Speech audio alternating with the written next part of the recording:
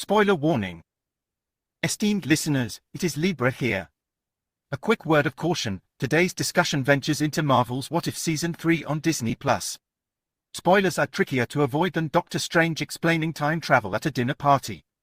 If you're not caught up, I suggest you pause, watch, and return when ready. Otherwise, proceed knowing that once you hear them, there's no rewinding the timeline.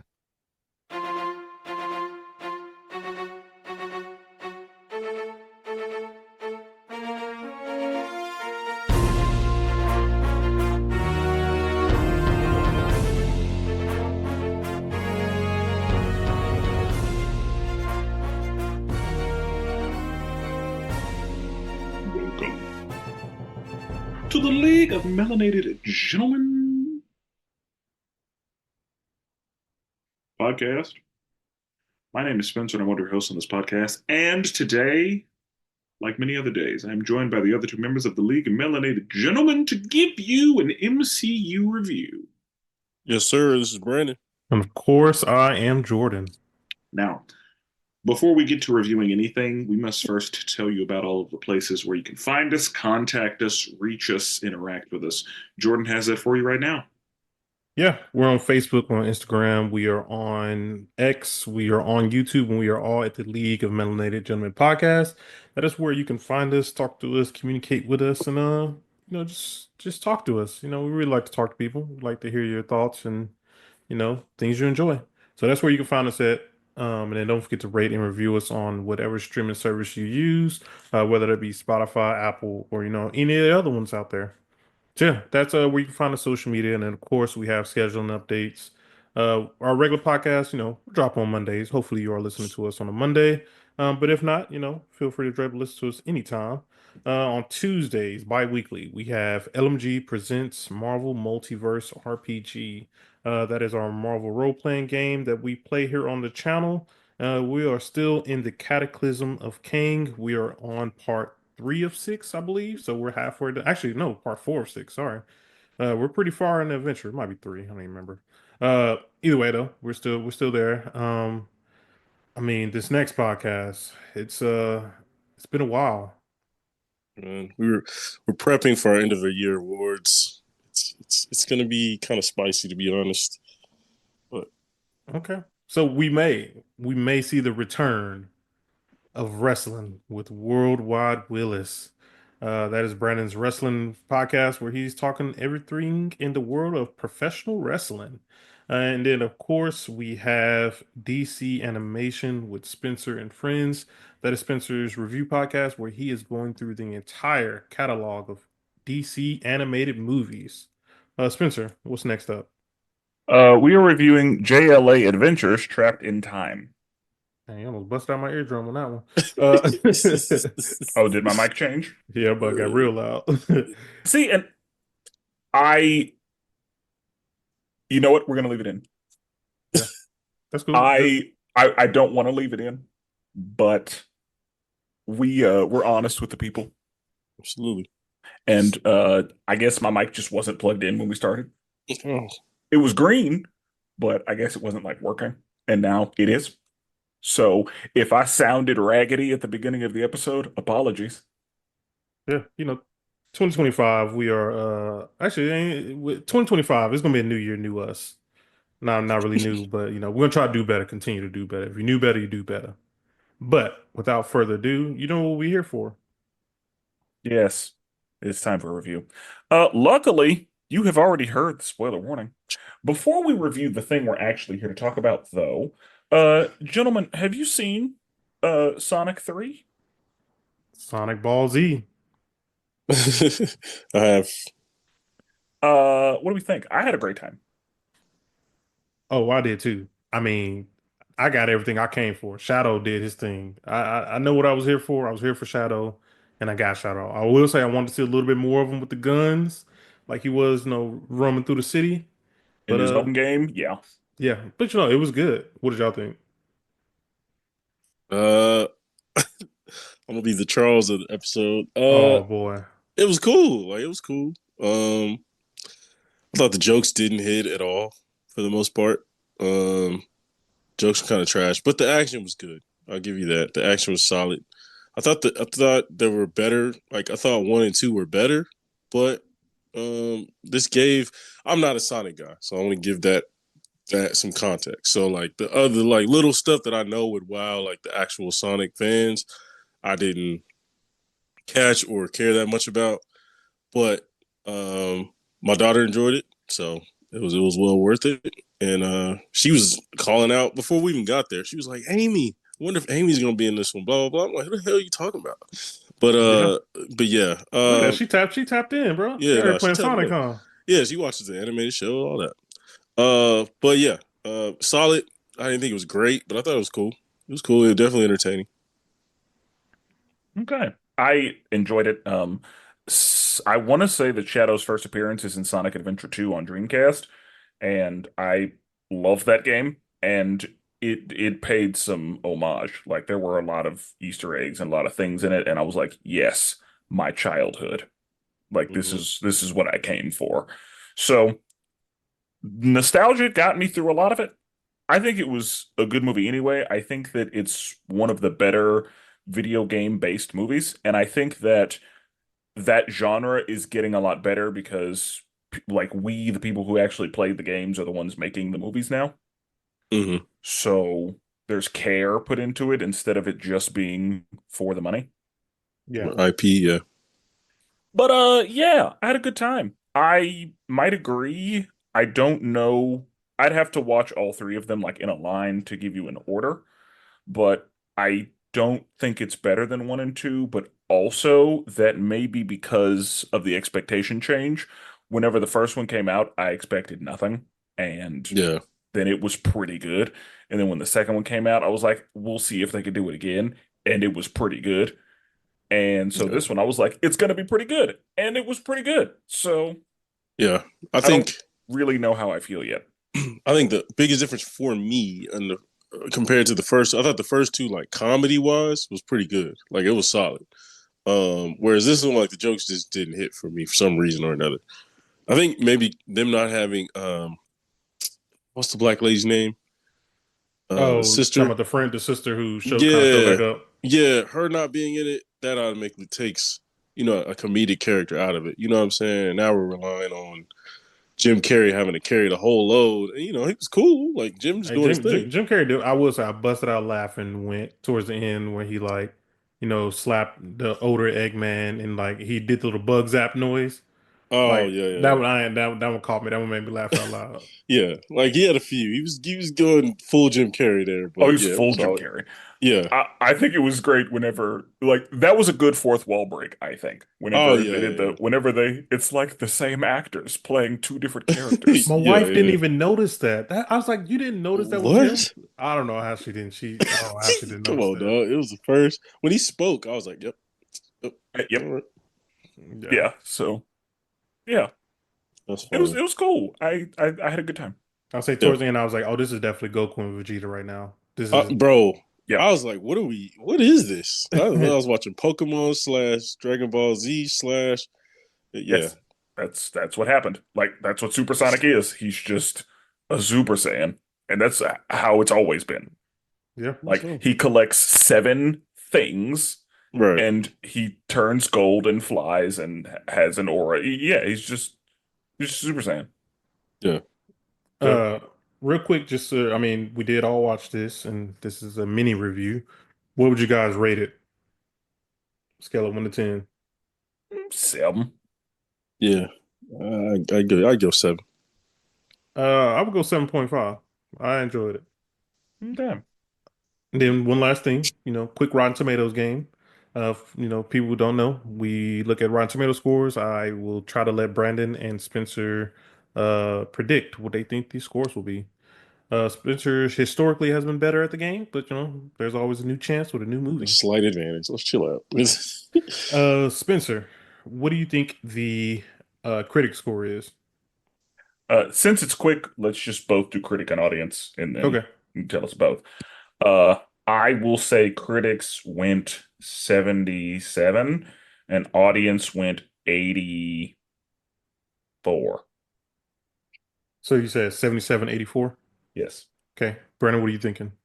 Critics, I'm gonna go 74. Audience, I'm gonna go 88. And Spence, what did you say the audience was? 84, I And think. Brandon said 88. Yep. Okay, so for the audience score, or sorry, the critic score with 112 reviews, 88%. So I believe Spencer gets that one. And then for the audience score sitting at a 96, and Brandon gets Oh that one. wow, Wow. we lowballed it. Yeah, I knew the shadow thing was gonna get some people anyways. So, Usually it doesn't get critics though. Like audience, yeah. Like yeah, I didn't think it would get 96. That's impressive. Like it was yeah, it not. wasn't that It wasn't good. a 96. Yeah, I think what you said, Spencer, is like critics are low key going in like it's a video game movie, and then they're not raising their bar like it's been raised like since damn near 2020 now. Yeah. It's been all of them have been good since then for the most part. Okay. Okay. Well, the reason we're here, what if season three? Before we get started, um, gentlemen, how do we feel about what if, generally speaking? And I want Mm. the people just to have a little bit of context before we go into this episode. Jordan, generally, what are your what if thoughts? Like, let's say not including this season. Like, let's say up Yeah. until. So, up until then, up until now, I have not been the biggest fan. To me, each season has only had maybe one or two like good episodes where I really enjoyed it. Three sometimes, I think more specifically the first season. But for the most part, like everything else is kind of bad in my opinion. And I've been tired, and I probably said this every single time, but I'm tired of them just doing what if with the MCU. Like there's so many other things you can do with it, and I'm just kind of over it with the MCU. Brandon. Um, for lack of better term, to me, it is a waste of time. Personally, I just don't think anything has come out of this to where I go, "Ooh, I kind of want to see." Like, I think to me, if a successful show is you put it out and people are like, "Ooh, I want to see that character's backstory. Ooh, I want to see that character again."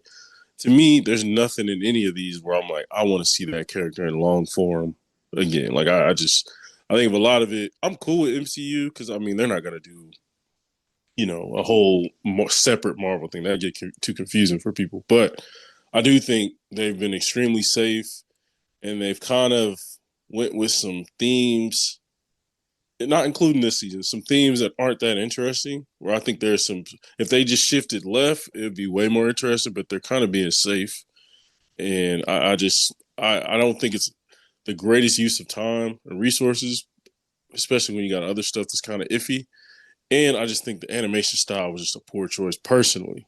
I just don't think it's an animation style that gets people in and go, hey man, hey, I know you don't like. I know the MCU is rough right now, but hey, just go check out. This looks cool. Whereas like the animation style just isn't attractive to me at all. I think I think Kaori is the only character so far that one I've been like, okay, I want to see more of her. Like I want to see her in a more long form. That's probably the only character so far that's come out of this entire series. Okay. Okay. Yeah. I've never been impressed with what if. It's not great in my opinion.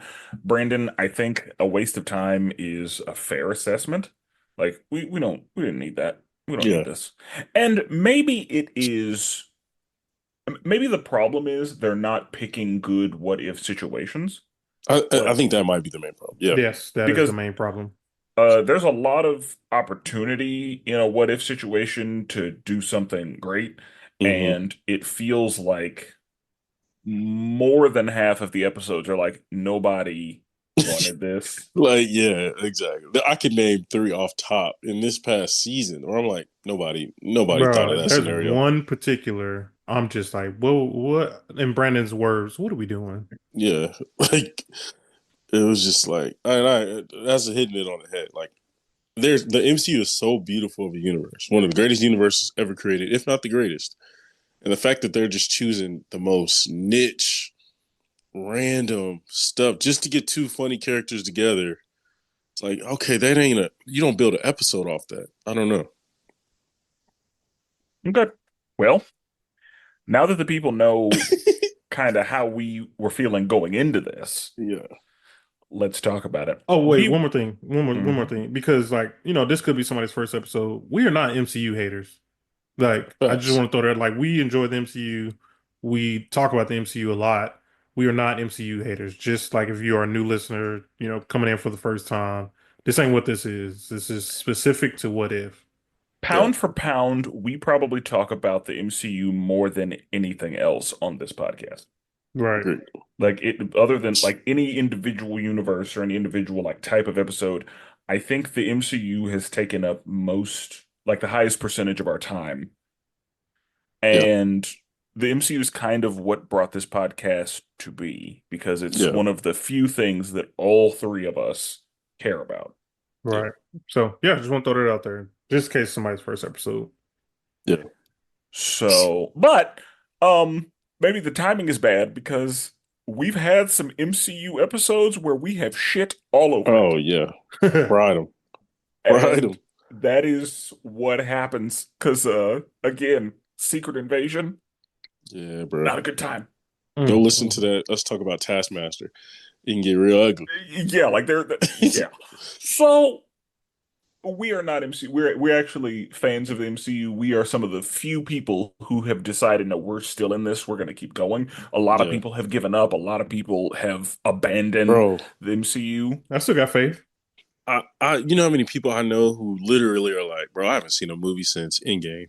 And I'm like, bruh, like what? Like Yeah. that is a common occurrence. Yes, there are a lot of people who are tapped out. Yeah. So thank you for listening. Yeah, 100%. But okay. So we'll talk about each episode individually, and we will give an overall rating of the show at the end. But I will read a synopsis in my own words, and we'll just talk about it. So we have episode 1. What if the Hulk fought the Mech Avengers? Now, I would just like to say, the title already had me questioning things because I had a feeling I knew where we were going, and that seems to be where we went. So we open with a young girl watching a show on her tablet about the Avengers when a kaiju attacks. Bruce Banner and Sam Wilson meet on a run, and Sam suggests that Bruce goes to therapy. On a fishing trip, Bruce accidentally hulks out in front of Sam, and he didn't want Sam to see him that way, so he attempts to use gamma radiation to remove the Hulk. That ended up backfiring and creating Apex, a giant gamma monster that can multiply itself. With that, the OG Avengers build Gundams to fight these creatures and lose. The remaining heroes are able to deal with it, but of course, the threat reemerges. Captain Falcon is confident that they can win like they did last time, but Monica wants to call in Bruce for help. Captain Falcon and Monica make their way to the Arctic, where they come across thousands of gamma monsters and Apex. They realize that Apex isn't mindless and has command over this gamma army. Captain Falcon blames Bruce for this and doesn't want his help, but eventually gives in and asks Bruce for help. Bruce gives him the Mighty Avenger Protocol. The suits combine into a Megazord and they handle all of the grunts, but Apex is too much. Right on time, Bruce shows up and with a gamma bomb, blows himself up, becoming Godzilla Hulk, spits hot fire, and defeats Apex. Godzilla Hulk then leads the gamma monsters to his island. That's the episode. Yes, sir. So, Jordan, you love a kaiju, you love Godzilla, and I know you love Captain Falcon. So, why don't you start us off here on your thoughts on the episode? And I know you love anime. We have some Gundam action. You're right. We have this is Pacific Rim, You are 100% right with that as well. and Brandon. I know Brandon loves the Hulk. Brandon loves a Megazord. So, Thank like, you. I feel like we're getting disrespectful saying Gundams and all this other stuff. Let's just call it what it is, guys. This is Power Rangers. This is Power Rangers 100%. You got a monster of the week. That is also 100% correct. You had a smart guy giving them powers to their Zords. Come on, man. They all have their individual Zords that came together at the end of the show to eliminate. Come on, man. This is Power Rangers. Okay. Yeah. Jordan, go ahead. I don't know if we did this when we did season 2. Did we rate every individual? I know we're gonna rate it overall, but did we rate every individual episode? I don't think we did. I don't think think so. we do across the show. I don't think we rate individual episodes. Okay, that's fine. I will say as episode 1, But you're free to Okay. if you want to. well, I would say as a resident toy guy, I was like, oh, they selling toys with this episode. Yeah. I was like, they are 100% selling toys with this. This is Yeah. what this episode is for. Mhm. Honestly, I didn't really mind this episode. It wasn't bad, but it wasn't my favorite either. I will say I enjoyed seeing all of the different mechs that they designed. I thought they had some really good designs. Then of course, when they joined up, made the big Megazord, I was like, oh yeah, this is straight out of Power Rangers. Like this is literally Power Yeah. Rangers. And then Godzilla, he got as big as Godzilla, and then the big fight and everything. I was like, okay, yeah, this is what's going on with this. But as an opener, I don't think it was the best opener. I don't think brand new What If season. I don't think this was the right choice for opener, but I really enjoyed it. If I had to rate it, I'll give this one probably like a 6.5. I enjoyed it. I didn't hate it. I enjoyed it. Brandon. Well, I thought it was a solid What If episode. Solid. Wasn't I've seen plenty worse What If episodes. So Oh yeah. you know what I mean? So I had to kind of compare it to that. I was interested. It kept me entertained. Like you said, the designs of the Megazords was dope. Moon Knight actually gave some good quality minutes off the bench. I didn't think he was gonna be in a What If. That's crazy. Yeah. They snuck him in there. They did. He had a cool design. Black Panthers was cool. Like it was a cool little, selected Avengers that they put in there. It was cool. I didn't like the look of the monsters and the Mega Hulk. They look kind of crazy. Oh yeah, I agree. Like the fact that he turned into Godzilla was just like, all right, like what are we doing here? But overall, I enjoyed it. I like that Bruce finally got, the level of got some sort of respect from this episode, in this universe. But yeah, this was like, bro, when they joined up, I thought they was gonna hit that Mighty Morphin theme song low key. Like I was like, oh yeah, we in there. Like they was forming together, and then he used one arm to shoot out. I was like, dude, that's straight out of Power Rangers. Like, so yeah, it was, but it was enjoyable. Definitely not the worst I've seen. I'd probably give it 6.5, 6.5, 7. What do you think, Okay. Spencer? I did not like this episode. Oh dang. Okay. I did not enjoy it. And I think I didn't enjoy it because it felt like a poor man's imitation of stuff we've already seen. Like there are situations where you can pay homage. There are situations where you can, take a concept or an idea and do something with it. But I feel like this episode was just a poorly done Pacific Rim ass. Like it just wasn't good to me. And I think it wasn't good because it was just a sad poor man's attempt at a Power Ranger. And I thought the same thing. I was like, "Oh, we're selling toys here. Yeah. That's what the plan is to I ain't put these gonna on lie. shelves." I ain't gonna lie. I might get the Moon Knight one though. Ordered one already, bro. Yeah. I might And get the Moon Knight one. That's fine. I think that, yeah, the designs of the mechs were pretty nice, but like I don't have a lot positive to say about this episode. Like, if I was gonna scale it from 1 to 10, I'm giving it like a 4. Damn. You know who I didn't like? I didn't like Shang-Chi in every episode he was in. I could not tell that's who that was supposed to be. Yeah, they're not trying to get too definitive with the features and all that. Like they're trying to keep it safe. I don't know. It sounds like you just said they didn't make him Asian looking enough. I don't think they I'm did. saying like bro, his Because face honestly, is bland. Simu he has a very Asian face. That's what I'm saying. I don't think they That's- made him look like him at all. Yeah, that's my thing. It's like it was very bland. It was like default character bland. I'm just like, dang, like dude got features. You know Well, what I because mean? when Like, you in the later episodes, when you see his sister, it looks just like that actor. yeah, The sister was done very well. And Yeah. I was like, every episode I see Shang-Chi, I was like, I could not tell that's who that was supposed to be. Well, and again, the animation style is very like you're either getting a lot of features and they look like the actor, or you're getting just a bland face with a nose, a mouth, and some eyes. That's it. Like, And you got to use hair and clothes. yeah, and you got to you got to just use cues to hopefully get it right. But hopefully their voice is definitive enough to know, which his isn't. So No, Yeah. we haven't spent enough time with him. He's been in what, one movie? That is it.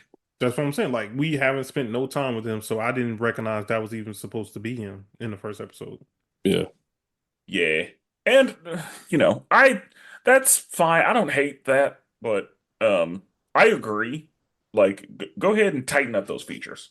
yeah. That's what I'm For saying. some people, because you're right. There are some people like undeniable. It's just a picture of them. yeah, Monica Rambeau. I could tell Yeah. that was her. Yep. 100%.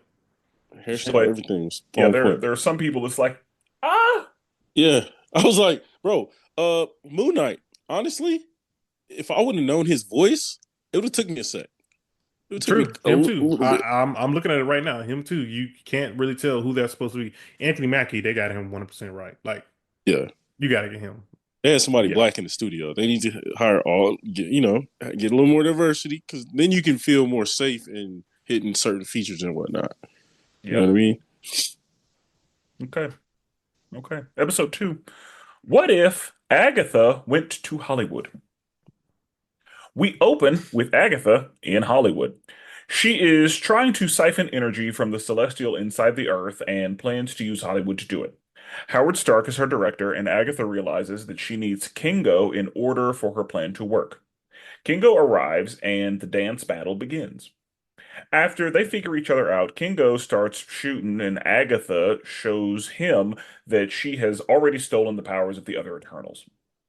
They talk, and Kingo decides to help Agatha, which pisses off Arishem. Pronunciation check, because I think that's how it is. Arishem. We're just You got it. that's what it's going to be. Yep, that's what it's going to be. Yep. Agatha starts the spell, siphons Kingo, and then siphons Tiamat, becoming a celestial level being. Arishem arrives, and they fight briefly before she siphons his ass too. She tells everyone to kneel before Zod, and Kingo convinces her to actually become an actress. The other Eternals are worried that Arishem being killed will incur the wrath of the other Celestials, and Agatha really don't give a fuck. That's the episode. Brandon, I'll start with you because I know you love Agatha and I know you love the Eternals. Yeah, well, remember when we talked about a waste of time? I do vividly. Yeah. When I saw that first, I say 10 seconds. I was like, this is gonna be a chore. This is gonna be a chore right here because this is the type of stuff we're talking about where we go, nobody asked for this. Nobody was even slightly interested. Like, cool. You address the you know what I mean? Slightly address the eternal, like celestial and the earth and all that. Like, okay, cool. But nobody wanted it to be addressed in this way. You know what I mean? Like, nobody cares about. I don't know. It was garbage to me, bro. I barely made it through. I ain't gonna lie to you. I get Here's this what I think. a 3. Go ahead. No, go ahead. Okay. Oh, here's what I think. I think that Agatha is the most recent and the hottest, topic currently. Yeah. And the Eternals are at the bottom of the list as far as MCU that you think about or MCU that you're like, what? I forgot that happened, or the Mhm. thing that people bring up and like, so we're just gonna ignore all of the ramifications that came from that. Right. So I feel like they took the top of the card and the bottom of the card and put them together to try to use the star power of one to bring relevance to the other. Like that's what it felt like to me. And it didn't work. It felt like they were using like Agatha's current hotness to revitalize, and don't forget Eternals. And it's just like that's such a risk to me. Agatha was good. I think we all mentioned like we really enjoy Agatha. Yeah. Is she strong enough to uplift your worst movie potentially? I don't think so. Like I just don't. They should have put her in a different what if scenario in this one. Right, like to uplift Eternals takes a lot. You gotta have a lot of cachet. She ain't got it yet. You know what I mean? Like she's a side. No offense to her, but she's kind of a side character who they hit on with their series, but like she ain't got to the general public. Most people, no offense, but like most the general public, the casual fans aren't tapping in and watching Agatha unless we, the real nerds, like really tell them about it, which some of us have. But yeah, I've been hearing. Yeah, some of us been going. Right, normal people Well, and that's been the thing. liking it. I think that a lot of the people who love Agatha are not fans of MCU or superhero. They're fans of like witch and dark things. Your wizard guys. She's bringing in a completely different audience that really doesn't give a fuck about the MCU or the Eternals for that matter. So I just think it's a tough tag team to put together. It's like your demos don't match up. You know what I mean? And so you're not gonna. It was not the intended result if that was the plan. Right. And I don't know if that was the plan, but it felt like that was the plan. Yeah. And going old Hollywood, just I don't know. This one was not fun. I guess using Kingo made sense with the old Hollywood like that. It tracked. And again, whenever Kingo's name came up, I said, "Who the fuck is that?" I didn't even know that was even his name until I keep saying it, and I was like, "Oh, that's what it is." Yeah. Arsham, wouldn't have been able to name that thing. Like they had to remind me of so much. Yeah. Because all of the Eternals that I cared about, I remembered Thena, I remembered Gilgamesh. They died off. Yeah, I remembered the Winter main Soldier dude. Point 2, yeah. Yeah, that main dude, Cersei? No, it wasn't Cersei. No, I'm Icarus. I'm just naming people that I remember. I don't even remember the mind controller dude. No idea. Oh yeah, no, I don't remember him either. Can't help you. Paperboy? Who's Paperboy again? Paperboy, yep, he's Paperboy. The speedster? Nope. Actually, I don't remember Paperboy's name, but Paperboy was in it. Bro, if they would have had like Jon Snow, my dude, Black Knight, Kit, if they would have had him in there, I would have been a little more interested. I mean, it wouldn't have made sense, but even still, you know what I mean? Oh, dude, why they didn't introduce? And this is probably just talking about the series as a whole, but this would have been a good opportunity to have Mahershala Ali do a Blade. Yes. Again, waste of time. That's what we that's the theme. You would think they would use What If with all this delay. I'd have been like, hey, let's throw you in this What If series. That's what I would say too. Like fans will get hype behind it. We'll have more cachet with the studio. You know what I mean? Like that's smart. Just do like a regular vampire episode. Yes, bro. Like a zombie if the MCU had vampires and boom, throw Blade in. Also, I do this episode was ridiculous when Wanda got super huge and was fighting. It wasn't Wanda. It was Agatha. Oh, Agatha. Damn. Look at that. When Agatha got super large fighting the Celestial, I was like, come on, man. This is bro. When we had two big spirits in the sky fight, like fist fighting, like throwing jabs. I was like, all right. Yeah. I was like, I'm good. And again, this episode made me think, okay, so there's gonna be a kaiju fight every episode? Yeah. We're doing kaijus across the board. That's the theme. But yes, I agree. Whenever they were just like actually giant and fighting, I was like, this is what we're doing.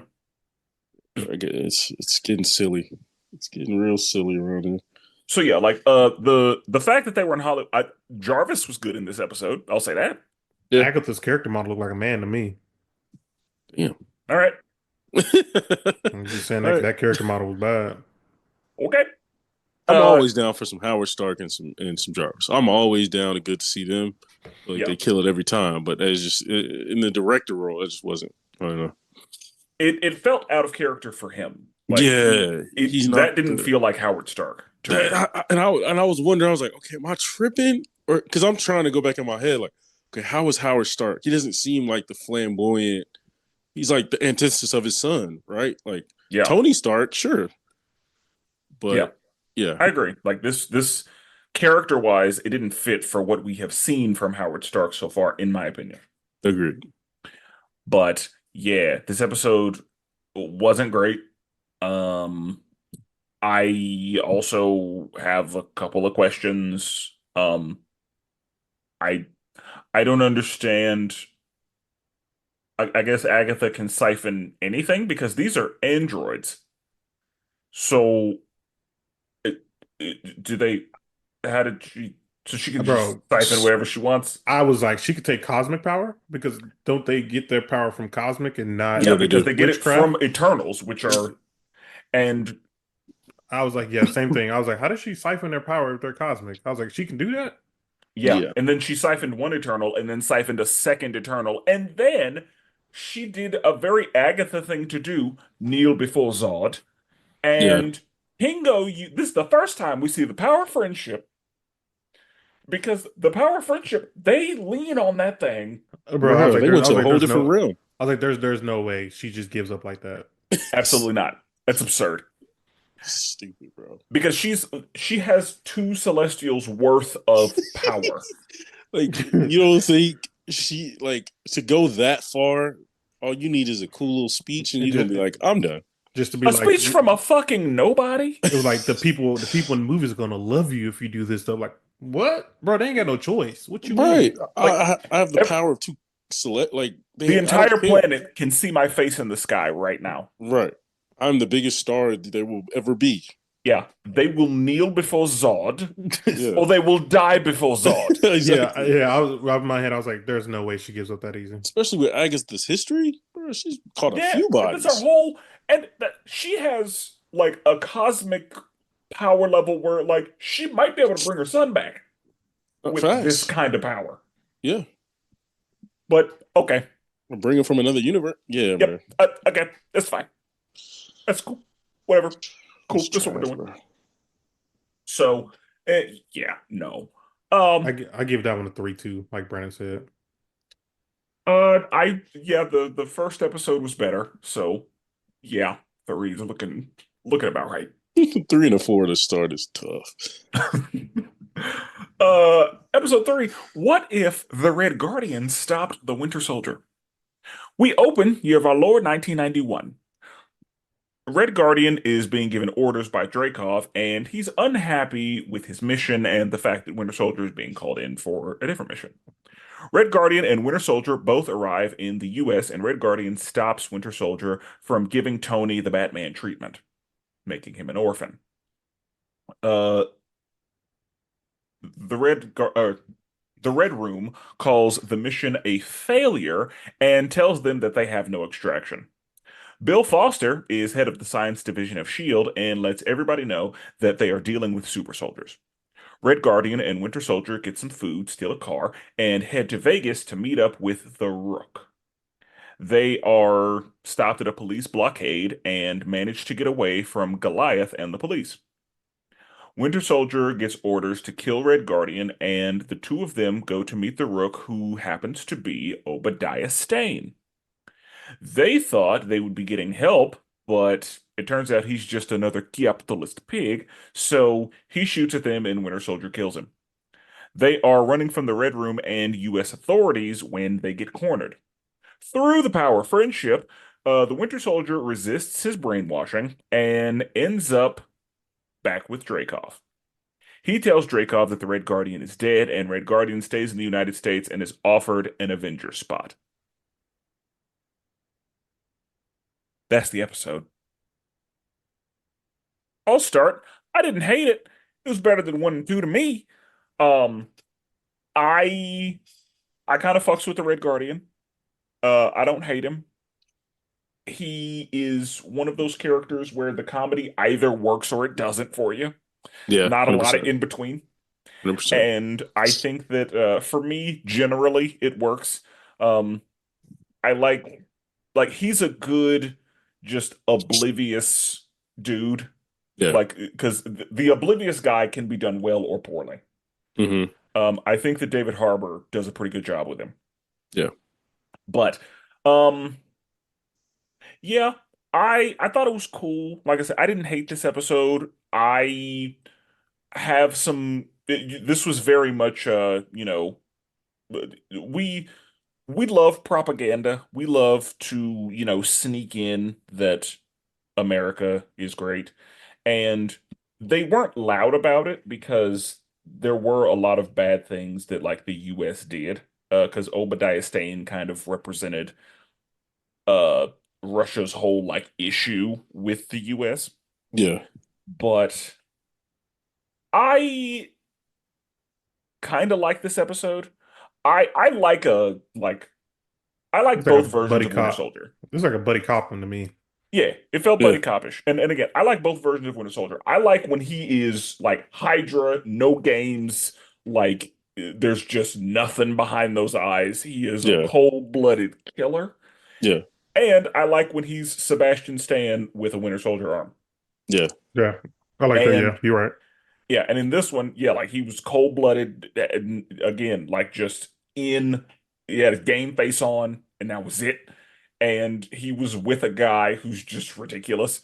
I even thought it was interesting the way that they made Red Guardian run. Like he ran like I don't want to say he ran like an idiot, but like the way that he ran versus the way Winter Soldier ran, like physically running, yeah, like they made it like they made those kind of physical differences so you knew kind of character wise which we're dealing with.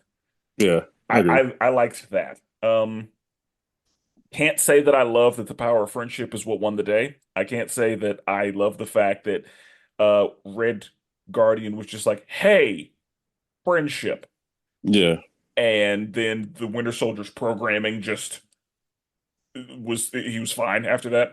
hmm The fact that through a full-scale brainwash, he was able to say, this is a good man. And he resisted his orders. And I'm like, Every other person he hasn't murdered, it wasn't possibly a good man or woman. yeah, the fact that he was fully prepared to murder Tony's parents in the name of capitalism, Right. like that's yeah. So whatever. The one of the quotes in this episode, I want to say it's from the Watcher himself. He says, "It's your friendships that change the course of history." That was a Well, Mm. quote. that comes back around. Yes. And I'm like, again, the power of friendship was what won us the day in episode 2. So I was like, okay, the power of, when he said those words and then the power of friendship is what stopped a brainwashing. I was like, okay, Yeah. this is what we're doing. I already know that I'm gonna have to power through this because Low it's gonna be key, rough. Power of Friendship was in episode 1 too, because I thought Mega Hulk was about to dog walk Sam Wilson when he walked up. Sam Wilson was like, Oh, "Hey, you're little right. buddy, You're right. your Sam sun's getting Wilson. low." I was Yeah. just about to say, bro, if he would have said the sun is getting low, bro, I would have died laughing. I I thought- forgot that the power of friendship was in the first episode too. Bro, I My thought bad. Mega Hulk was about to just, Because that's a what if situation. yeah, bro. I thought he was gonna get that man I wanted nasty. I wanted Mega Hulk to just breathe, and then Sam gets incinerated. Yeah, bro. Like his eye was as big as I thought it was a rat from me. I thought it was a rat, but no, you're right, Spencer. I enjoyed this episode as well. You know me, I love political propaganda, spy stuff. Um, I love the little jokes that Red Guardian made about capitalism and all that stuff. Like I love that, and it was consistent about it. And seeing it from a Russian's point of view, like I like that. I thought, yeah, this is one of the stronger episodes, and I thought, This should have been episode 1. yeah, Agreed. I agree with that. They should have I agree opened with that. this one. Because Because if they would have opened with this one, I would have had some hope. yeah, 100%. Because it was a good story. It was like that is a major moment. Like if somebody would have stopped him from doing that, like what would the ramifications be for not only Tony but the world? Yeah. So it was smart. I wouldn't have necessarily thought Red Guardian, but it makes sense.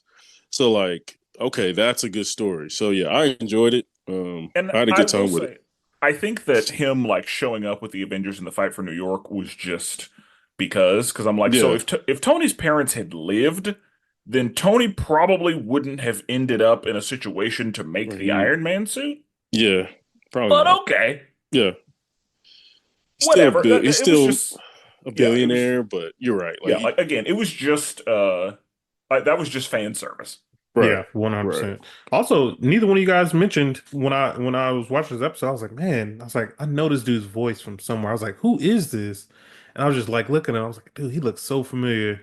I was like, Lawrence Fishburne. I was like, who is he again? I was like, Yeah, Goliath. I was like, Yeah, oh, I knew that. yeah, I knew. I completely That forgot man about him. too. Because like Yeah. I knew immediately because yeah, like whenever he started talking, I was like, oh shit, that's He, Bill. yeah, he looked pretty.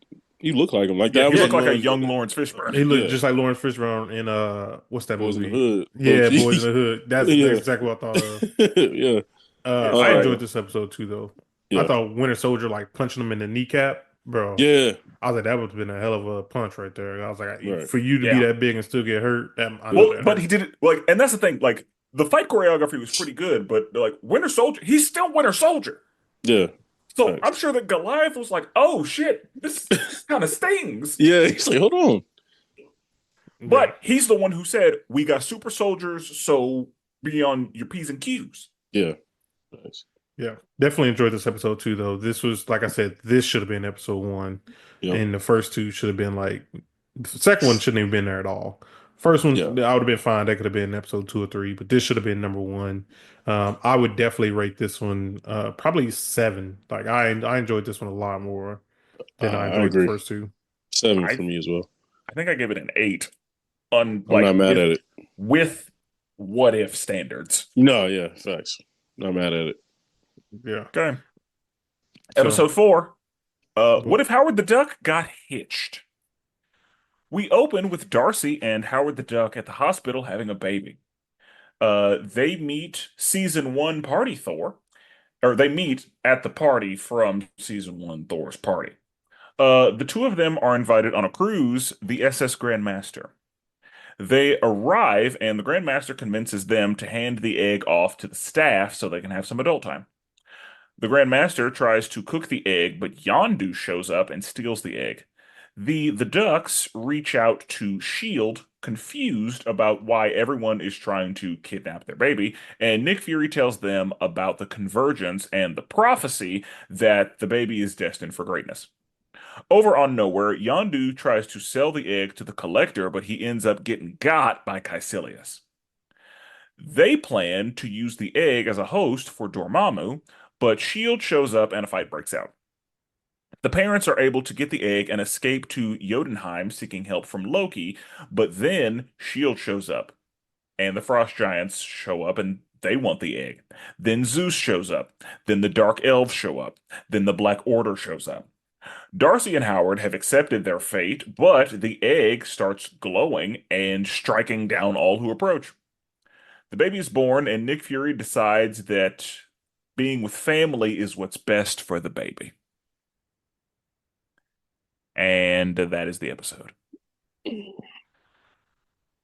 Jordan? I ain't gonna lie, this was by far. I was like, who did this? This is a freak. He needs to be arrested. I don't know who thought this one up. That boy is into bestiality. Get that man in a straitjacket. Because I had so many questions. Who had the baby? How did they have the baby? Did they really just tell us that this duck and this human produced this thing? I was like, yo, this is kind of making this is so many questions, so many things. I'm like, who, how many approvals did this get? Who Let me who was say that person? let me say this about that.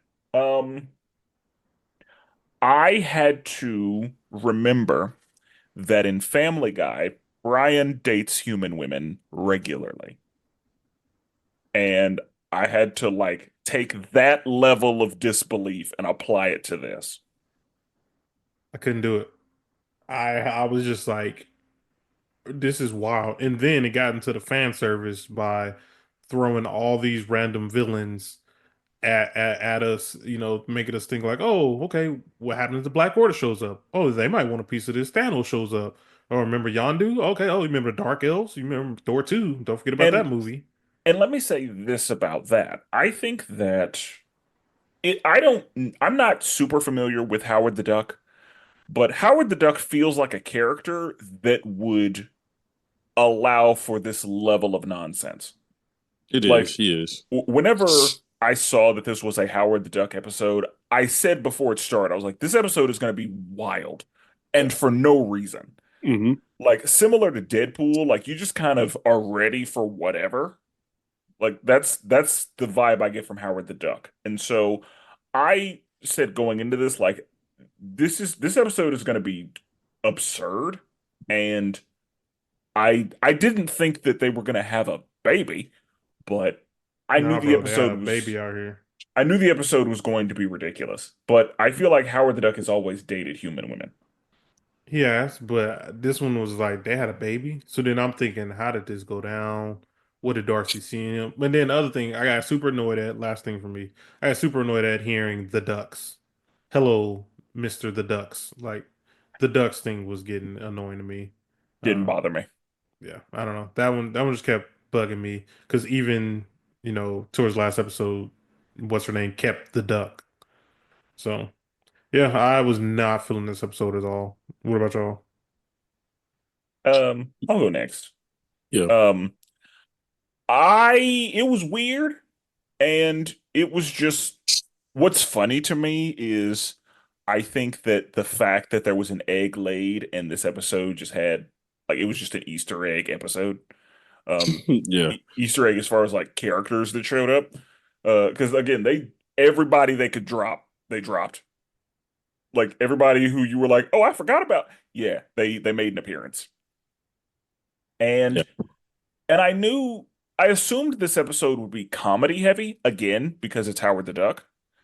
And so whenever the Black Order showed up and they were like, "Oh, we're just here for a vacation, but let's go ahead and call this in." All right. And then Thanos was like, "You called me for a fucking egg?" Yeah. So yeah, like that kind of I was like, "Yeah, that's what I expected from this episode." Yeah. So honestly, I wasn't disappointed by this episode. It gave me exactly what I thought we were gonna get. Other than like them actually laying an egg and like that was surprising whenever instead of it being a baby, it was an egg. I was like, okay, I was like, I who looked but had at it? that. Who had it? Darcy had it. That Like is it looked wild. like Darcy birthed the egg in the hospital. That is wild to think about. And I will say I should have put this away because comic book bullshit. Like there was a lot of stuff I was okay with, but I was like, don't you have to like keep an egg? Like you have to sit on an egg and keep it at a certain temperature in order for it to actually like produce the baby. So like this egg's out loose and cracked under all like, but then I was like, well, I guess she's the baby in there is special and like why would the yeah I was like why am I mad about this? I ain't gonna lie. I thought the egg was like a metaphor for like them having um not Black Adam. What's the dude's name again? The gold dude. Adam Warlock. I thought it was gonna be Adam Warlock that they had. Like I was like, oh, okay. They keep saying like this baby's special, this is special.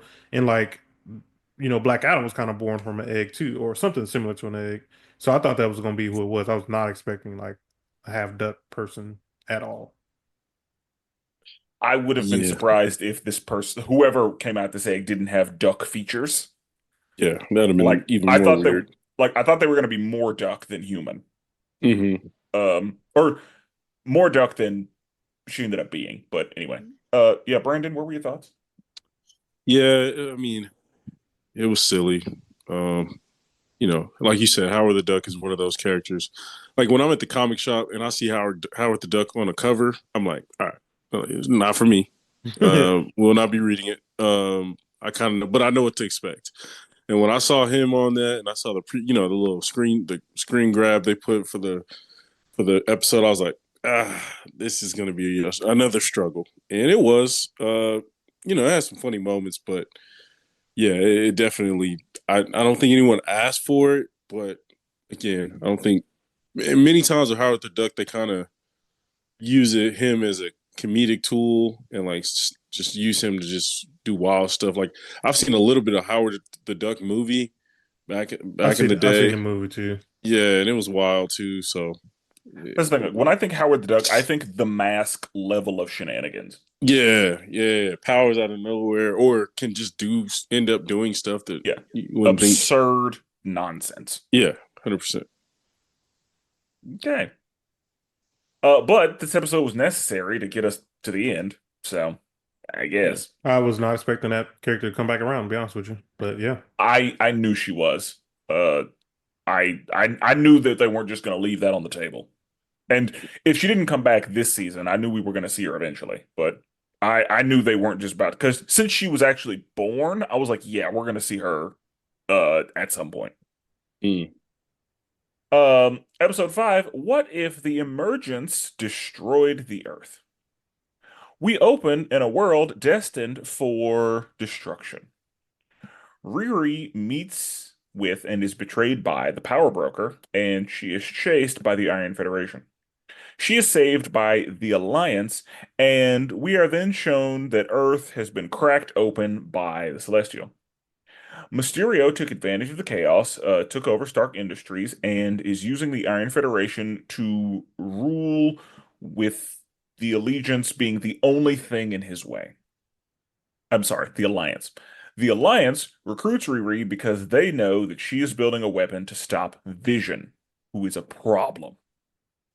They take Riri to the lab, and Vision attacks the base. The squad attacks Vision, but he is too much for them. Luckily, they buy Riri enough time to make what she needs to make to take Vision out. Riri wants to take this thing directly to Mysterio, take him out for good. So she feels confident that now that she has Vision to use for parts, she can get it done. So she kind of fuses with Vision, or she fuses Vision into her suit, and they take the fight to Mysterio. There are some malfunctions along the way, but she is able to make it there only to find out that she has been trapped in a genjutsu. Mysterio reveals that he's infused the nanites into himself, making him able to freely cast genjutsu. Since the nanites are destroying his body, he intends to use Vision's body to live on. Riri breaks out of her imprisonment, and Mysterio reveals that the Alliance is already dead. Mysterio starts stripping the Vision parts off of her, but then the Watcher gives her the power of friendship, and she wins the day. Mysterio gets stripped of his nanites and dies. The other Watchers are watching what happened, and they are unhappy that the Watcher intervened. So now those Watchers are going to watch the Watcher. And that's the episode. Brandon, what do we think? I mean, it's better than the Howard the Duck episode, but not a high bar. But it was interesting. It was cool to see Riri again. You know what I mean? And I like the appearance of a few different characters there. And I do like that, like the Watcher, there's consequences for the Watcher. You know what I mean? Like, and we'll see that later on even more. I can't wait to get into that. Yes. Yeah. I enjoyed that too. Yeah, but I like that there's consistent growth, and as far as like he's doing stuff that he shouldn't be doing, and it felt like for a little bit there wasn't any consequences, but now that there is, I like that probably the most. But overall, I thought it was solid. Some really good appearances from different characters and stuff, Wong and Okoye and others. So I enjoyed it. Okay. I thought it was a pretty good episode. I like putting Riri and Mysterio together because they both have a connection to Tony Yeah. in very different ways. Mhm. And I think that it made sense. Whoa. How does she have a connection to Tony in the MCU? I don't mean in the MCU, like Oh, just gotcha. Okay. in general. Just in general, yeah. Well, I was thinking like for casuals. Casuals don't know that. I was like, that hasn't been established yet. Casuals don't know who Riri is. Her name is Ironheart, if that's not enough context. Yeah. But yeah, like if y'all saw Black Panther 2, she was in a terrible looking Iron Man suit, but an Iron Yeah. Man suit nonetheless. Or I guess an Iron Heart suit. But um yeah, I'm not gonna get into all of the context for her connection to Iron Man. It should be, even if you're not very familiar with MCU, it should be kind of clear. Like Mhm. she's a scientist, and Iron Man is dead by the time Riri shows up, so like they can't. Yeah. But yeah. Anyway, and then Mysterio is very directly connected to Iron Man in the MCU. He's just another hater of Tony. So I think that those two being paired made sense. Um, and I like conceptually, I did like this episode. I also like the fact that since it's Mysterio, you never know what's real, you never know what isn't. Yeah. Um, I I will say the way that it was handled was like, okay, that's fine. Yeah. The power of friendship strikes again. Yeah. Because whenever Mysterio said to him, "Oh, your friends are already dead," I was like, "No, they're not. Right. It's not true. It's that no, of course not." But I think they were. Mm. Like, I think they were already dead. And I was like, "Oh shit, wasn't ready for that." I thought that, these were just lies to break her spirit, which Yeah. it did. But yeah, whenever he was like, "No, they are actually dead," I was like, "Oh, yikes." And I will say, I was surprised, and we'll talk about it later, but I'll say it now because we don't see her again. I was surprised that she wasn't a part of the squad at the end because Yeah. it, as far as I could tell, she was the last human left. Hmm. And now, like, everybody she cares about, no, like, everybody gone. Right. So she was the perfect person to be on that And ending squad. right. And so I just knew that that's where we were going to, like, I knew that like, Peggy was going to come find her and be like, "Hey, I got a job for you." Like, I Yeah. just knew that that's how that was going to go. And when it didn't, I was like, "Oh, Yeah. all right." I I didn't thought think she would about have had that. more minutes Yeah. I agree. because she got the vision suit. Like, she's formidable. Hmm. And she knows about the Watcher because the Watcher's the one who interviewed. Like, so I was Well, like, "Oh, yeah, does she know about him, or was it like an intuition? Because when like he was saying that, I figured it was like an intuition in like her head. Like he probably heard her voice, but she thought it was in her head. I didn't know if they really actually interacted. Like I know the Eminence was like, "Yo, you did that." And Like, you're probably right. Like, she may not know about the Watcher, but I figure the fact that the Watcher contacted her, Yeah. yeah, she's, one of the most genius level people. She's gonna be like, I need to see what that was about. Yeah. Um, because yeah, like, I don't just have voices in my head like that. Like, I who see who are these who are these voices. niggas Yeah. in my head right now? that's a good So point. Why she wasn't at the end? I didn't even think about her being at the end, part of the game. I think that was I think I would consider that a miss because, like, Great. you she should have been in there. Like, y'all brought in Stranger. The fact, nope, we'll talk about it when we get there.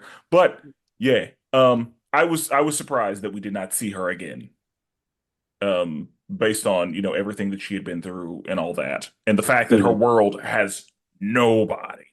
Right. And the fact that the Watcher goes out of his way to say, every single time Riri does this, she fails. And I have watched it over and over again. Like that, they were setting her up to be a part of that squad at the end. Yeah. And then she wasn't. Yeah. No, that's a good point. Hadn't even considered that. I enjoyed this episode. I can't say I enjoyed it. It was all right. Um, to me, I mean, I like Riri. I always have since she was created. So it was good to see her again. But I truly kind of didn't care about this episode a whole lot.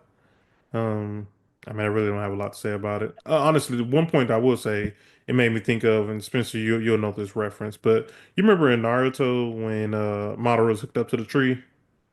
Like Yeah, you get that when you saw Mysterio like that, that reminded me of him. Like he was like yeah, hooked up to everything. That reminded me of that. But I mean, I honestly don't have a whole lot to say about this episode.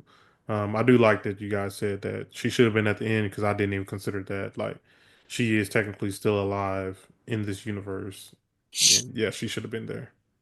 yeah. She's on a broken Earth with nobody left. Like, that's who you get in the squad.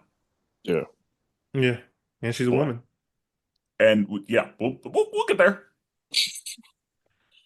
Uh, so episode 6, what if 1872? We open in the Old West. A bell is rang 10 times, and Shang-Chi and Kit Bishop show up to lay the smackdown on some Westerners.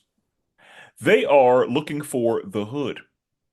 Shang-Chi's sister immigrated to the US looking for a better life, but immigrants were being targeted by the Hood. Shang-Chi and Kit Bishop come across a young boy who tells them about the Hood leaving on a ghost train. The three of them ride off and find the train.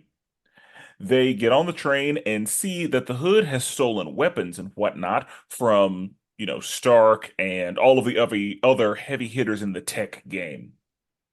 They find a bunch of railroad workers that appear to be under some kind of hypnosis brainwashing, and they get caught by Sonny Birch. Junfan is able to escape with a little help from the Watcher, and Shang-Chi comes face to face with the Hood.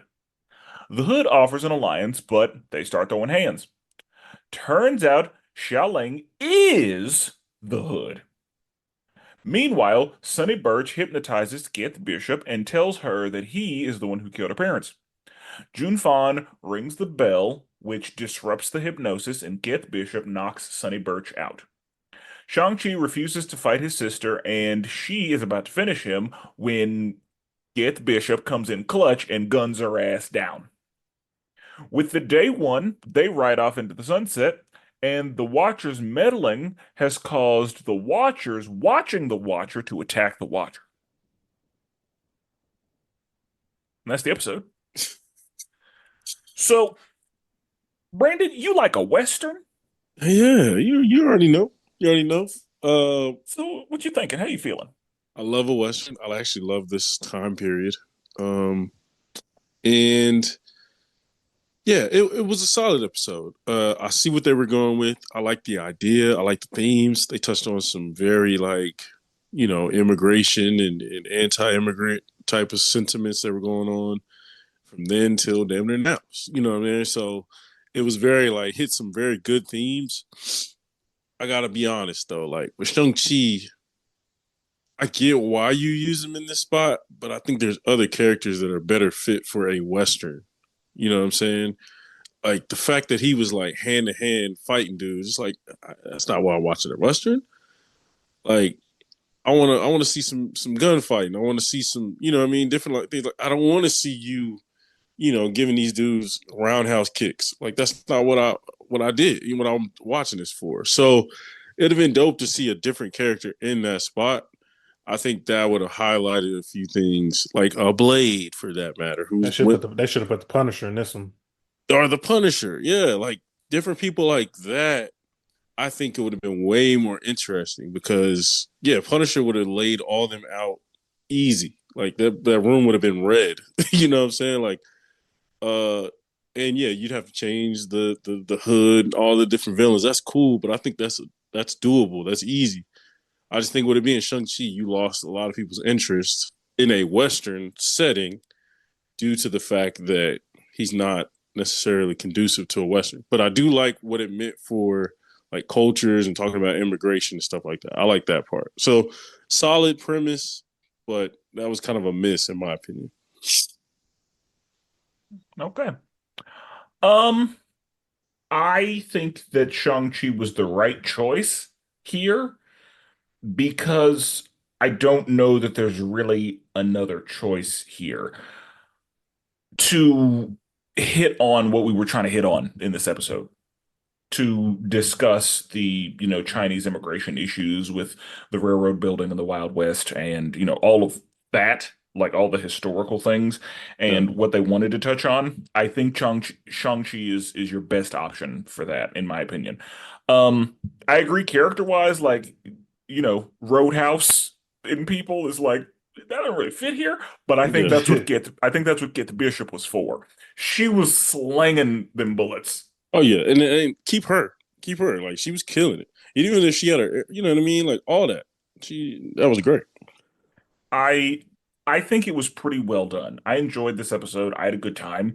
And I am kind of indifferent about a Western. I'm good with a Western, but I don't love a Western. But I enjoyed this one. I thought it was really good. I assumed that his sister had taken on the mantle of the Hood whenever I saw the Hood. Yeah. Um, real quick, I'm not very familiar with the Hood. Can we talk about the Hood for a second? Because this is, as far as I know, this is the first time we have seen the Hood in the MCU, like in any form in the MCU. Yeah. And I would like to just take a brief moment, not necessarily a teaching moment, just just a little brief moment to discuss the Hood for the people who have never heard of the Hood, because I know that in my mind, the Hood is the first couple seasons of Green Arrow. That's the Hood to me. You're right. Yeah. You're right. Yeah, so this hood is a little different. Maybe I knew things got I knew it wasn't the hood when I didn't see the pistols. So for my thing, the hood, real name Parker Robbins, actually created in 2002 by Brian K. Vaughan, who's an excellent writer. But the hood that I know, he is more of a kind of a magic based character. With a side of like demonic side to him. So he uses like two pistols, two magic based pistols who have magic bullets. And so that's when I realized that's not who it was. When I was like, why he pull his guns out? I was waiting him to pull the guns out the entire time, and I was like, oh, this isn't who it is. But that's who he is. I mean, he has he could transform into like a flaming skull type thing. He has control fire. More recently, I'm pretty sure more recently he became a ghost rider too. But yeah, he's always been more of like into the mystic side of Marvel. So, who does primarily? Like, first of all, is he a villain, and who is he a villain for? Yes, he is always a villain. I think he's more of like a villain just for like I think like Spider-Man sometimes, Doctor Strange. Such strange. Yeah. Always like the magic-based people. He's always like but every time I've seen him, he's always like a grunt. So he's not like the main person, but he's like Yeah. the Same. main grunt. Okay, so he's a strong number two. Yes. Yeah. Somebody's using him. Somebody behind the scenes. Yeah, yeah, Ghost Rider stuff. Yeah, like he's always in the magic I stuff. think. Yeah. I've seen him in Ghost Rider. Yep. Okay, cool. Yeah. Jordan, what did you think of the episode? This is the one when I was talked about. Like I didn't recognize him for Shang-Chi. Like this is the one where I really was like that first episode. I was like, oh, I couldn't tell that was him. When I seen him in here, I was like, oh, I did not know that was Shang-Chi at all. Um, I feel like they could have did his character model a little bit better. I was actually looking forward to seeing the hood because we don't get a lot of characters in this show outside of the MCU. And because we had never even seen the hood before, heard of the hood before, I was like, oh, okay, they're gonna do something different. They're gonna put in a character that we had not heard of. And this is what not like a brand new character or anything. Um, but I mean, overall the episode was it was fine. Again, it wasn't my favorite. Um, I did not expect the sister to die at the end. I thought it was gonna be, family matters. We're getting the family back together. Yeah, bro. She got lit up at the end. I was not ready for that. That's one of the things I loved about the episode is the fact that the Bishop put her ass down. Yeah. Like I was like, good. That's exactly what should have happened. That's what we needed. She came in clutch. She saved the day. Oh, the other part. It's always in a movie or a TV show or something where I look at them like, wait a minute, this ain't right. So it was the part, and I had to just, I just gotta ignore it. The part where was it Kate Bishop or was it? I think it was Kate. She was in the train and she was shooting all of the people that was in there. And I was like, wait a minute. She has a 9 revolver. Bro, she shot like 40 times. And I was like, this ain't right. I was like, this is not right. And then I was like, you know what? You know what? This is a TV show. I just gotta let them have it. But they kept showing a close up of the revolver, but yet she kept shooting all the shots. I'm like, bro, she's shooting this mother like it's an extended clip, 9 in that thing. I'm like, yeah, this is So this ain't Extendo. right. one thing I did see, I think it was in the opening scene. I don't think it was on the train, but I did see that she was taking revolvers off of the people she was hitting. They didn't show that on the train. I'm gonna tell you that right now because I I want rewinded. to I was say like, wait a minute, I didn't see that. I want to say in the saloon, she would like, she would go, and then whenever somebody would fall, she would take their revolver and then go again. So I think that at least in the saloon, whenever they first showed up, it tracked. I I think because of that, I didn't realize on the train that, she just had an extended clip. Because if you think about it, the people on the train they were just standing there still, and Yeah. then they were told to move. So like they didn't have no guns or anything on them. So yeah. Oh yeah, you're not wrong. Like you're right. I'm sure that she because yeah, I'm sure she had way more bullets than she had. And then the bad guy, I was like, oh, this is a Sonny perfect. Birch, That was the perfect opportunity to put in Purple Man that we saw in Jessica Jessica Jones. Jones. Hmm. Yeah. Yeah. Sonny Birch made sense with the and one of the things that I loved in this episode, like Shang-Chi and Kate Bishop, it sounded like it had a little bit of an accent, like an old West, which has probably made it harder to determine that that was Shang-Chi. But they both sounded like they were of the time. Like they had a little twang on them, and I was like, I can get behind that. Yeah. But yeah, um, it uh, I enjoyed this episode. But the ending, I was like, oh, okay. Okay. What's about to Yeah. happen? What's going on?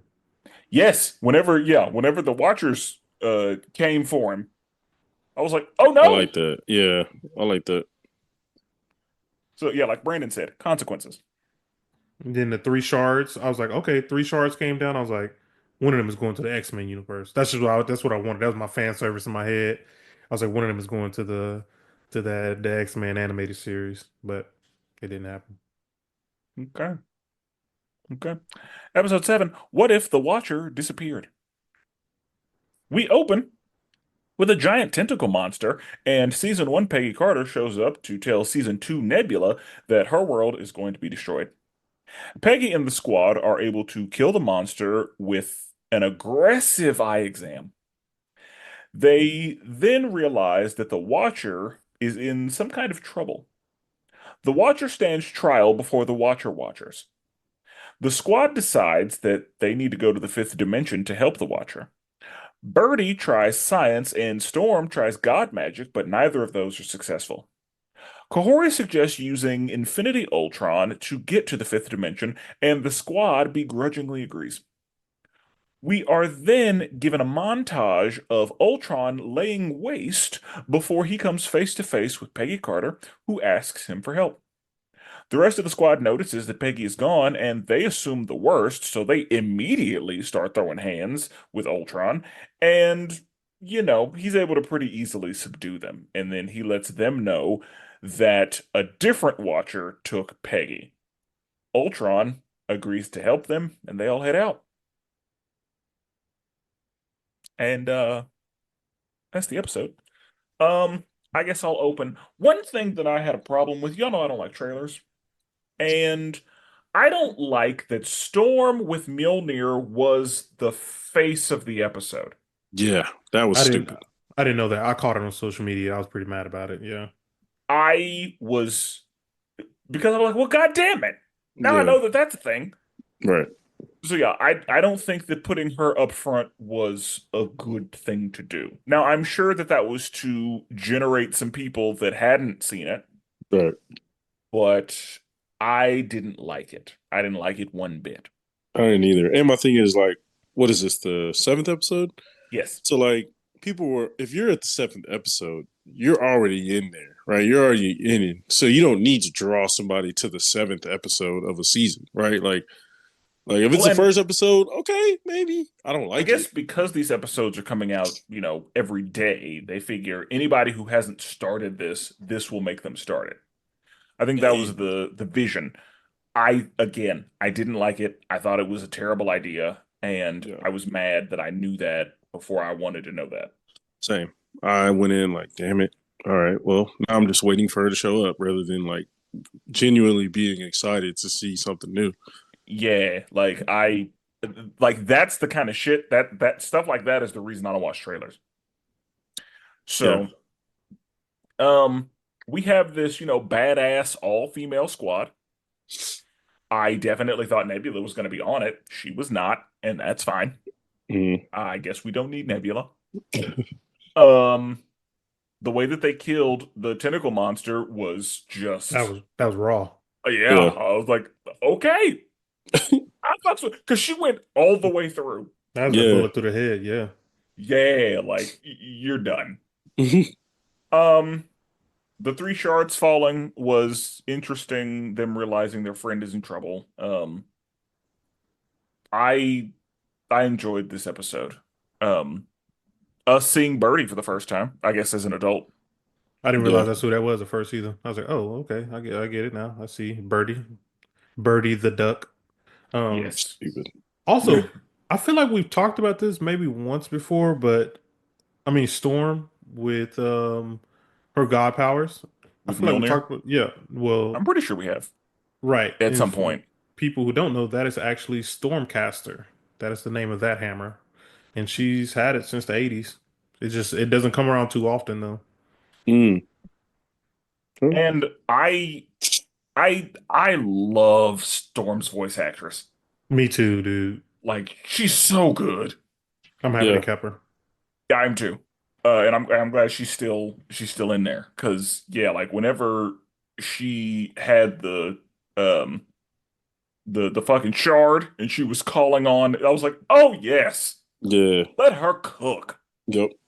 Talking to Um, oh, dude, was it? Oh, maybe that was the last episode. She had the line about I've always called yeah, the yeah. weather. I Now you am know what? nature. Yeah, that was the Yeah, last Yeah. one. yeah, Yep. that was a good one. That was a bar.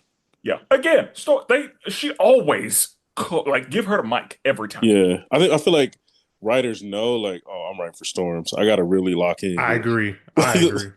Like, I Yeah, gotta, whoever her writer is, yeah. yes, Because X-Men 97, everything she said was a everything, bar. all Yeah. of it. Yeah. Yeah, and yeah, like the delivery of the act. Yeah, Yeah. I Makes like it wonder to what another made level. them choose to use Storm though. Like we've she's been a doing with the she's a draw because like we've yeah, been like using the MCU this entire time, and what made us do Storm this time?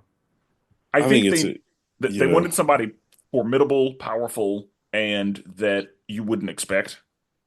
Because again, Right. Storm is going to draw in some people that weren't interested in What If at all. Yeah. Yeah. 100%. Okay, I can see that. I was like, Because I mean, I that know could have that if been I Riri. if I hadn't watched What If and like if I didn't plan on watching What If, but I saw that, I would have been like, oh, I'm gonna have to see what that's about. Yeah. So Yeah. yeah, like that's I don't like the fact that they did it, but like had I not been already invested, they would have gotten me. Yeah. So Gotcha. Yeah, it was kind of funny there. They was like, "Oh, you guys have your own Thor too," and it's like, "Nah, bro, that ain't Thor." Yeah, exactly. It's a different level. yeah, she too much. Yeah.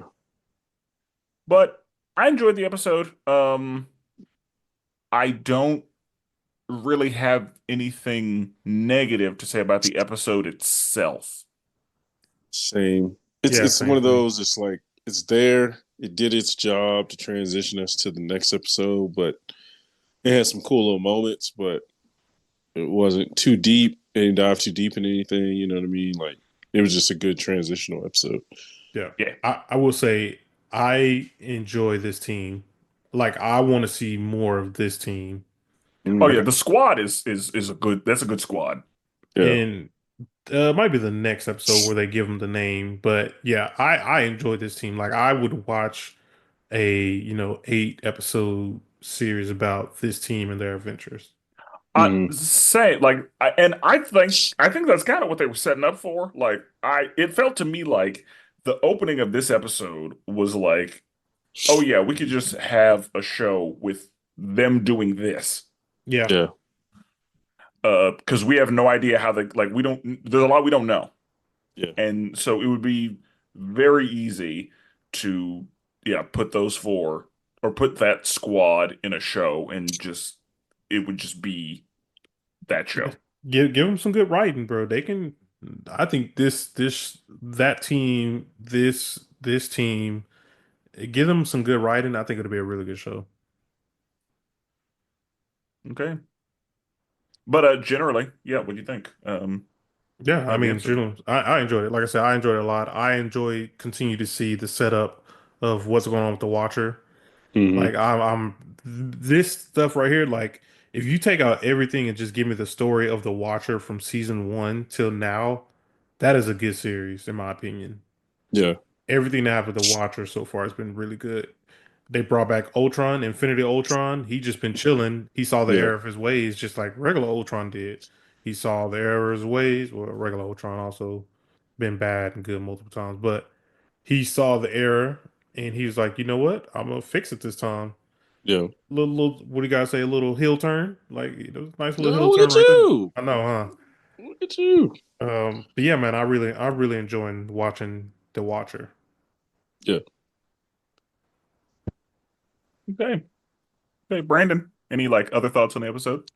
Not really, man. I enjoyed it though. I thought it was one of the better episodes of the season, just as far as like you said, the squad was interesting. As far as like character development, we moved along with the Watcher's story, and just the visuals was really dope. So yeah, I think this is one of the better ones. Okay. Okay. Episode 8. What if, what if we open in a flashback where the Watcher is given his Watcher badge by the Watcher? In today time, the Watcher is on trial and sentenced to death by the Watchers. Just as he and Peggy are about to be executed, Ultron shows up to buy them time to escape on the ship. Ultron is killed by the Watchers, and they chase the squad to a desolate planet.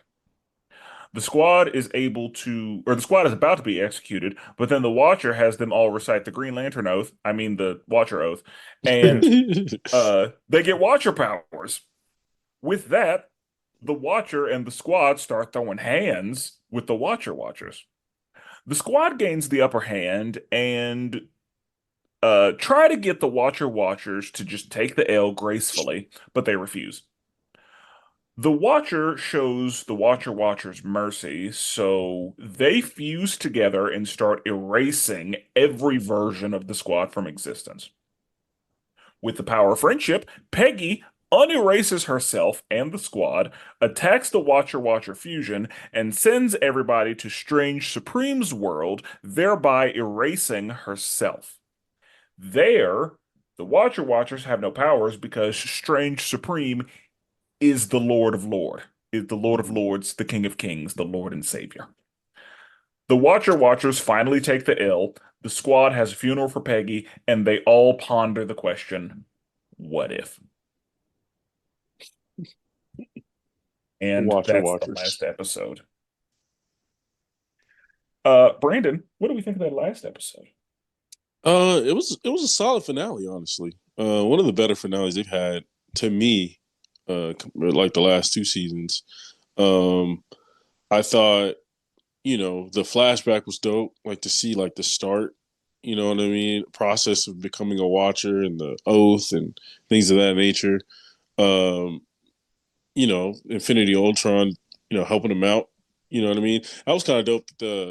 The Watchers, as we call them, like they was pressing them into the ground. Like I was like, damn, what is about to happen to these ladies? Like I know what the Yeah, end I didn't was know going how to to. be. Yeah, I didn't know how they was gonna get out. Yeah. Yeah, I was just like, damn. But then, yeah, when they took the Green Lantern oath, I was wondering. I was like, all right, how close is this oath? Yeah, it was pretty close. And the Watchers are just the Guardians. Yeah, they really are. They really are. Just a bigger version. They're just bigger, but Because, yeah, like uh, heads are the same size. The Guardians just have smaller bodies and they're blue. But yeah, it's the same thing. it's the same thing. I wonder which came first. I would Green Lantern. imagine Oh Green Green Lantern yeah, came Lantern. yeah, first probably because Green Lanterns. they've Yeah, been around forever. ever. So It was one of the first DC characters. Um, but yeah, overall, like I really enjoyed it. I'm glad we had some like a little bit of consequences with Peggy. You know what I mean? Like made you feel like there was some stakes there. But it was a lot of jumping around. I'm not the biggest Strange Supreme fan. I don't love that character or from the previous seasons, but using him here kind of made sense. So overall, solid. I enjoyed it. Yeah, you gotta bring stuff around town. You gotta Yeah, involve the other people what that have been what here. what was the name of the Green Lantern people again? The Guardians the of the Guardians. Universe. Yeah. Not of the 3, 1, and 2 galaxy, of the universe. in the universe. Yes. Um, so Oh, yeah, they did, yeah, by like 4 years actually. yeah, Yeah, 1960 versus 1964. sounds right. yeah, that's usually how that goes. Jordan, what did you think of this episode? I really enjoyed this episode too. This was a great grand finale for this season, for this story, I should say. I don't even know about the season. For this story, I should say, of The Watcher. Like, this was a really good final episode. Um, yeah, one of y'all mentioned like just seeing them knock every version of yourself out and kill every version of yourself. Like, Mm, that's crazy to even yeah. fathom. Hmm. And then I was like, wait a minute, all they gotta do is say the oath like that, and then boom, they good. That's what I thought too. Yep. I was like, "It's that easy?" And Okay. then I was like, are they gonna have big heads? Did y'all think that too? I was like, Yeah, I thought that they were going to appear like Yeah. because I guess I assumed that that's just what happened to you when you Right. became a watcher, but on the flip side of that coin, I guess the people that are watchers, they are their own like species of That's what I being was yeah, gonna say. Yeah. because he looked like that before becoming a watcher, I Right. guess. Yep. So, Just so yeah. happens that same species becomes watchers. But yeah. And I was like, the powers that they showcased was like crazy. That's some different cosmic glow stuff. And then I was thinking, Birdie, what can she even do? bro, She had the Phoenix Force for a minute. Looked like I was like, she literally she's basically a girl Captain Falcon. essentially. I I mean, mean, she don't had disrespect Captain laser Falcon beams. like that. Oh, She, I she, guess she's off it. Okay. Wait, was that before or after the power up? I thought she had the laser before. I'm not 100% sure, but I thought she came with lasers because it Okay. didn't seem like because Kahori could Kahori always make portals and teleport. Yes. Because remember, that's how she got to the spirit world or wherever it So was. That's it right. seems Yeah. like nobody got extra powers. It seems like they were just able to fight on par with the Watchers, but as themselves. Okay. Hmm. I couldn't remember what she could do. And I was like, bro, that is she basically just Captain Falcon. But she Uh definitely like had a Phoenix Force glow for a minute, and then she did a dynamic entry on one of them. yeah. Let me tell you, the fight choreography was kind of fire. No, I was. And then did y'all think I was like one, I was like, bro, how does the watcher know how to fight? He ain't never been in a fight in his life. But I was like, you know what? He been watching. Yep. Oh yeah. Yeah. So he He's seen the he got best of the hands. best. He's seen the Yeah. best of the best. Like if I could study Taskmaster, Wolverine, Shang-Chi all at the same Yeah, like time. every version of the captain. Yeah. Captain America, yeah. Yeah, like he Probably in the just watching. background, like ha ha ha I ha know. ha. I was like, yeah, I was like, they throwing hands, and then you see Storm call upon the cosmic winds. I was like, oh yeah, she cooking too. Yeah. One thing I actually pointed out to Spencer and Brandon, they actually finally name dropped this team.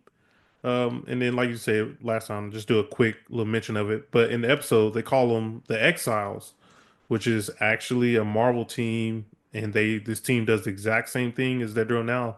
They are different characters pulled from different dimensions and different multiverses to actually defend the multiverse.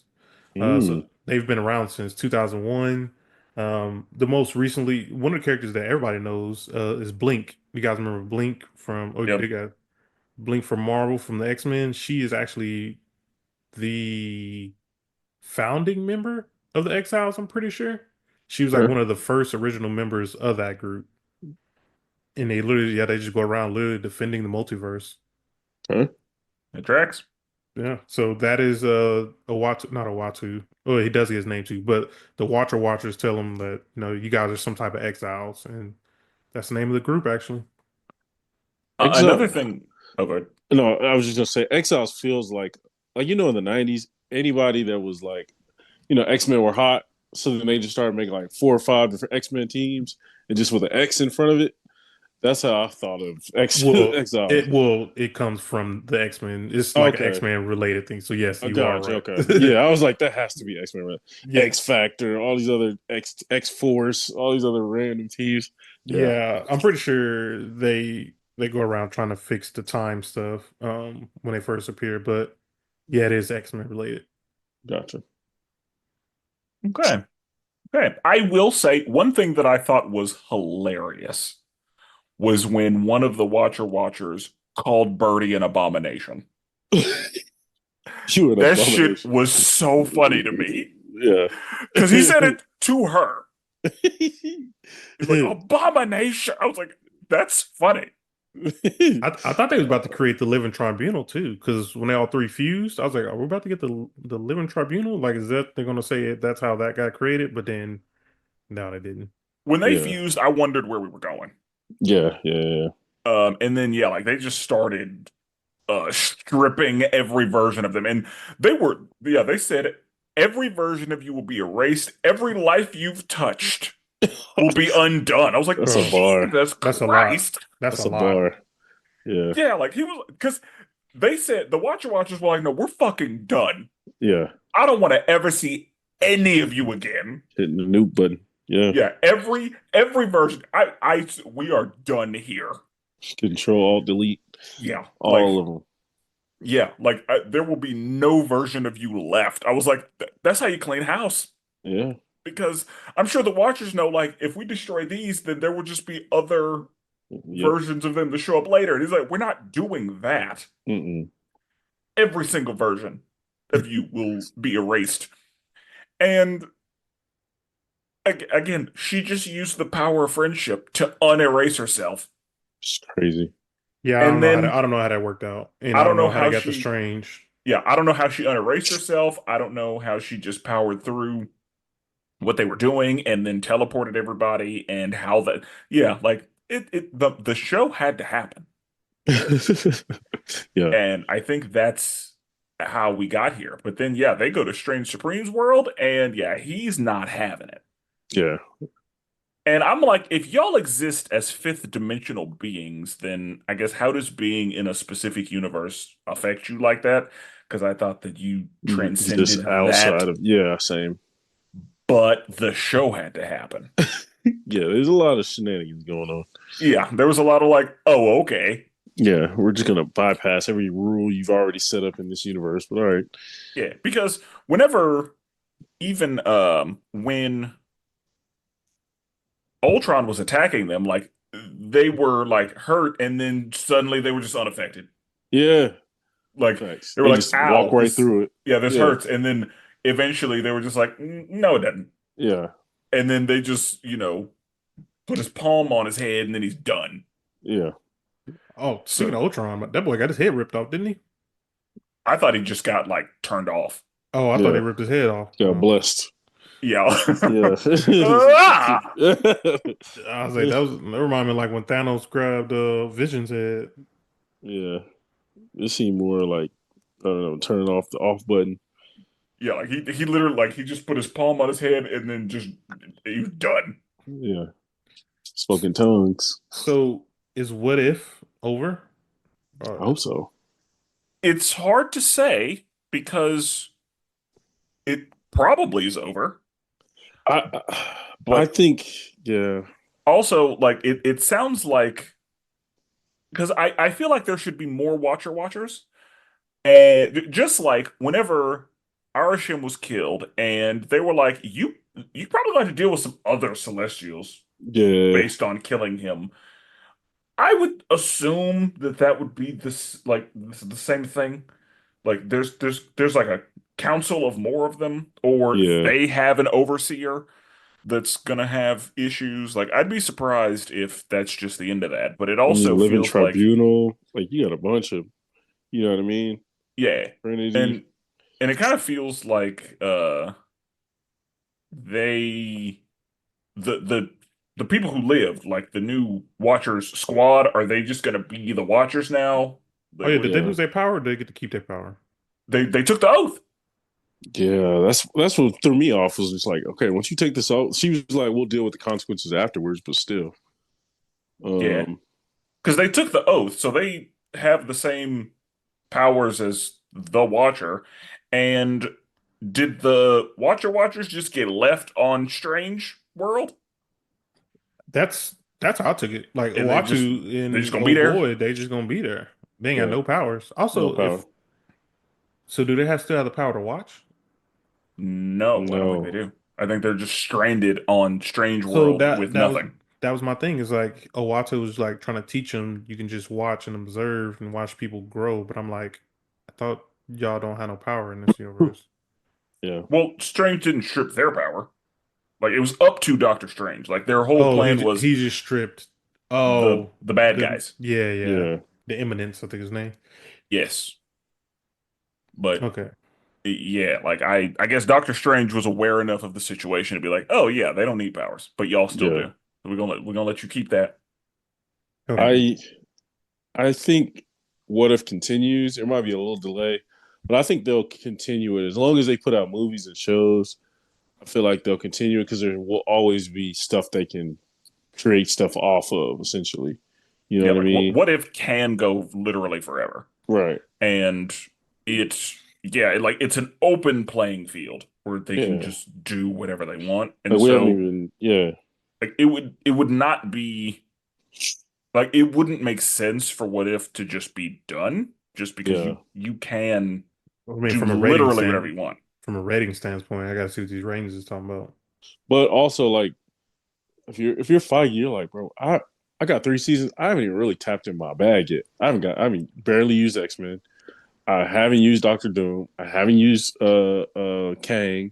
I haven't, you know what I'm saying? Yeah, Like, like we haven't really touched on the X-Men, we haven't touched on the Fantastic Four, and we haven't really touched on the people that were in the Marvel universe or They should the have had a Kang Netflix universe. episode. Yeah, they should have had a Kang episode. Like, because they could have brought you know, Daredevil in perfect. easily, and bringing Daredevil in would have made sense to prep us for his Yeah. show coming up. They could have That's thrown Ghost Rider in there. Like, like you could have used Fisk. They could have, bro. It makes yeah, like there's a lot. Again, we already talked about Blade should have made an appearance, absolutely but 100%. I think the biggest waste was not using Daredevil because he would have like got us nice. What if Daredevil wasn't blind? Yeah, That's a completely different character. right. What if? Yeah, I don't know. There's a lot that I noticed they did not use She-Hulk at all. Have we done our own What If episode? We've I done, know we did the Feige one, right? yeah, I we did the think that's Feige's. that's what we've done. Yeah, but we haven't done like a what if such and such. No, we haven't done that. I don't think. Maybe that's what we need to do. That's all I do. If that's I what like people it. want.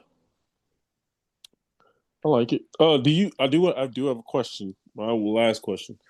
Do you guys think what if seasons should be like it is now, to where it's different stories, but they're essentially one long story because the characters used in one episode usually are in the finale, or should they be like literally separate episodes, like 8 different what if scenarios that do not touch each other, do not, there's no carryover, there's no I think it should appearance. be, in my opinion, I think it should be separate anthology series.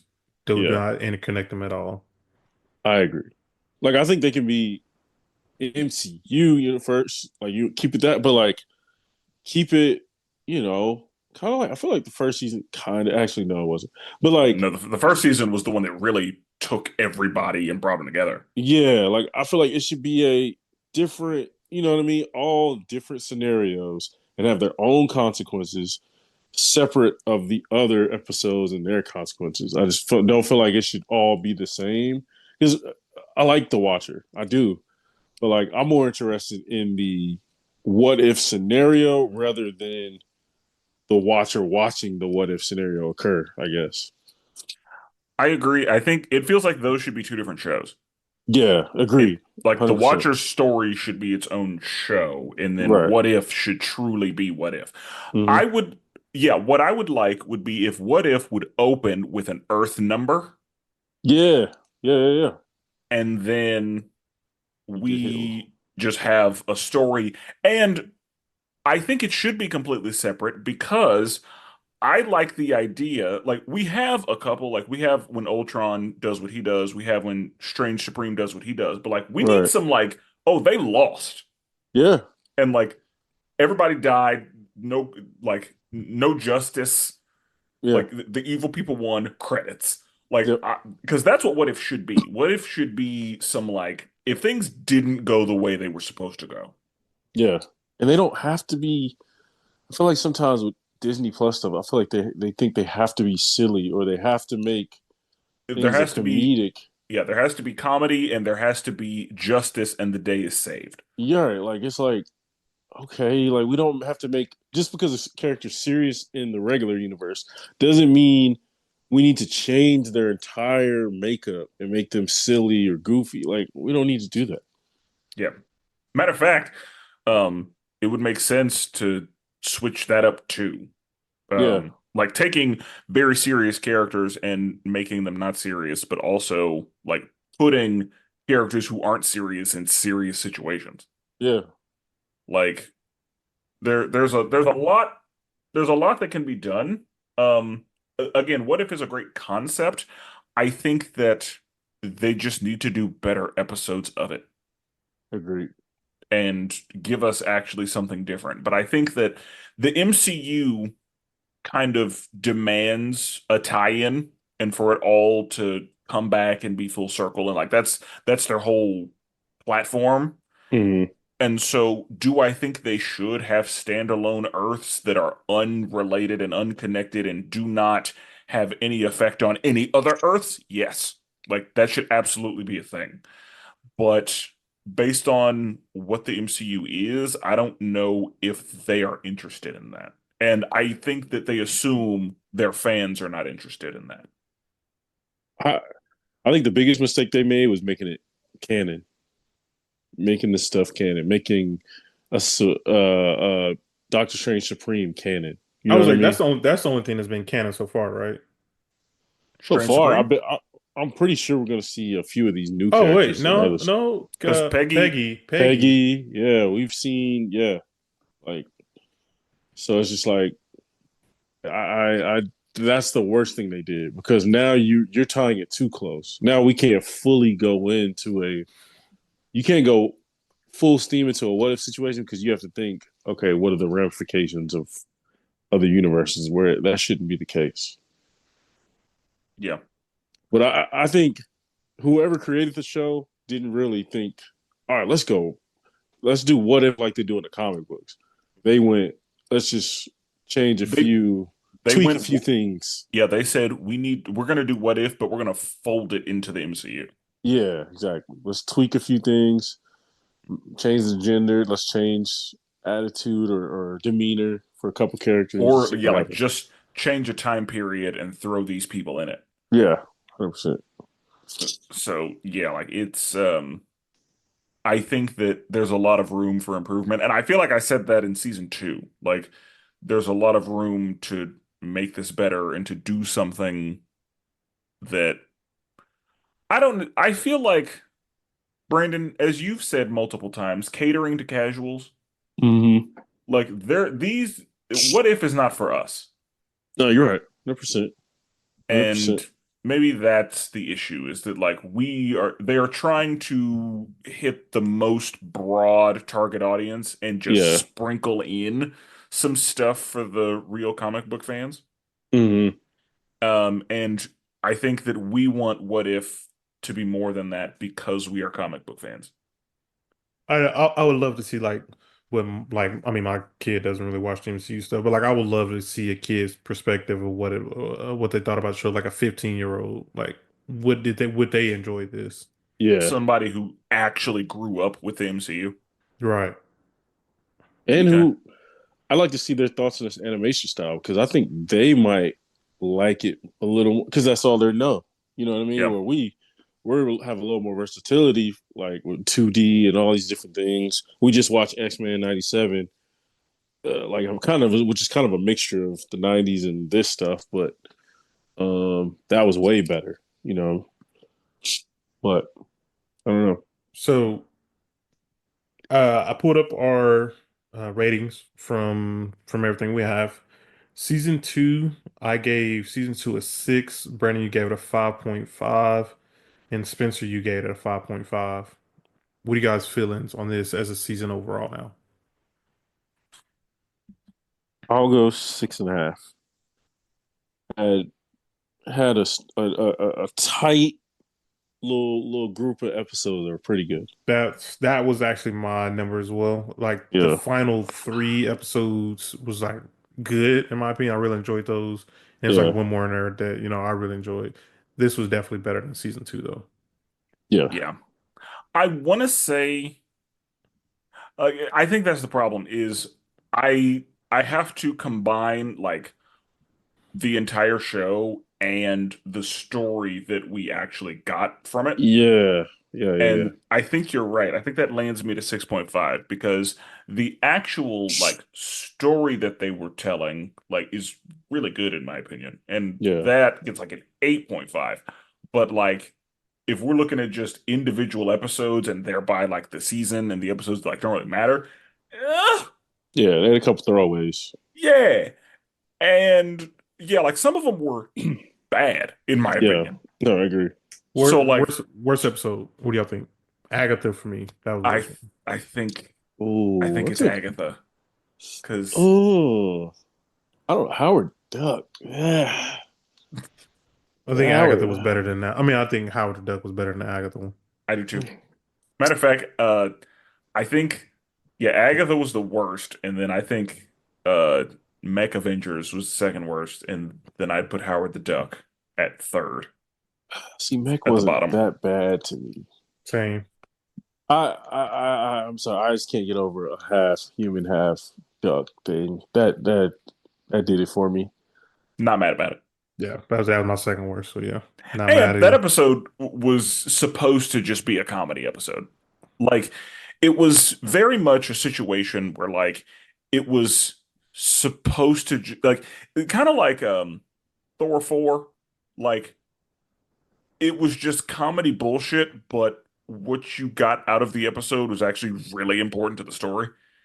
Because in Thor 4, like, we see eternity, Yeah, that's true. and people forget that we see eternity in Thor 4 because you just remember all of the comedy bullshit. And it's kind of the same thing. Like this episode is mostly comedy bullshit and just as many appearances as they can squeeze into this episode. But the emergence of Birdie is actually super important to the story. Yeah, That doesn't change the episode itself. yeah. That's my thing. Agatha was bad though, so either one. Yeah. I guess what I can say about episode 4 is I don't think there was any power of friendship. Yeah, that's true. They didn't really. The stakes weren't. Well, the stakes were there, but okay. What was your favorite episode? Uh, Probably, say the second to the last, maybe, or the final episode. I would say probably say the final episode. I think the last one, because that fight choreography was really good, in my Yeah, opinion. Like watching that whole fight happen, I was like, this is good shit. Like they put some budget into this one.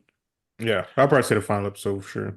But that fight scene does a lot of heavy lifting because the how they win is kind of like, okay. Yeah, Like yeah, I agree with that. Peggy just deciding not to get erased, Yeah, and then the yeah, will, my again, will. the power of friendship. Yeah, Like she didn't say it, but like right before she unerased herself, she definitely said, "In brightest day, in blackest night." Blackest night. Like that's yeah, but whatever. What about you, I Brandon? uh, yeah, I think it's the last one. I was fighting for the Winter Soldier episode, but I did enjoy that one. that might be number two. But yeah, I agree. Honestly, yeah, like this. While there were some duds, Yeah, this season had more like pretty good episodes than the other two seasons have, I think. absolutely, absolutely. Because, I mean, for me, I can say that I enjoyed 3 and then 5 through 8 at some level. Hmm. Because, again, the Riri episode, while it wasn't my favorite, I thought it was a good episode. Yeah, I just think she was at that point underutilized, which I don't hold against that episode necessarily, but like we should have seen her at the end. Agreed. I'm trying to think. Yeah, season two had a bunch of duds. I feel like season one was the most comparable as far as like episodes I enjoyed. Yeah, it's pretty much right there with it. So, But I can say pretty confidently of the 3 seasons, this one is the best. So I think I go 3-1-2. Yeah, that's tough. I'll probably go 3-1-2 as well. And I think a lot of that may have to do with the ending, because like the ending of season one wasn't memorable. Like, like it was not bad, but like I didn't have the same feelings about the end of season one that I had about the end of this season. Right. Yeah, I'll go 3-1-2 as well. I cared about the Watcher storyline from season 1 all the way to season 3. Yeah. So Okay. So, I mean, what if is hard to get through. Mhm. And being honest, I'm glad that they just went ahead and did a daily, like put it all out. Because please just let me power through this. Yeah, exactly. In my Like own pace. Yeah. you're gonna make me wait a week for some trash, but you know, we Yeah. didn't do that. Yeah. So I think they knew better. I think they knew. They knew this ain't one we need to play with. Yeah, this is not a week to week show. Yeah. I So agree. appreciate y'all, reading the room a little bit. Yeah. I do think the what if idea for us is a solid idea. If the people want to see it, they know what they can tell us. Yeah. and with all that being said, we're never duplicated. Always appreciate it. And forever melanated.